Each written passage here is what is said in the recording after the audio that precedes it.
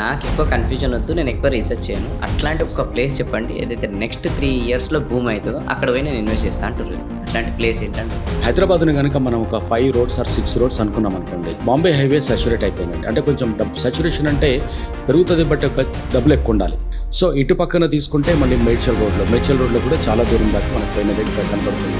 So అక్కడ నుండి కనుక మళ్ళీ పక్కకు వస్తే మనకు విజయవాడ హైవే నుండి శ్రీశైలం రోడ్ వరకు ఉన్నది కాదు, ఇటు బెంగళూరు హైవే. సో ఇప్పుడు ఉన్నది ఏంటంటే అక్కడ నుండి ఒక పార్ట్ ఆఫ్ ఇట్ నుండి విజయవాడ హైవే మీద మటుకు ఫ్యూచర్ అంతా అక్కడ ఎలా అయినా డెఫినెట్గా అది అలా మూవ్ అయి తీరాల్సిందే.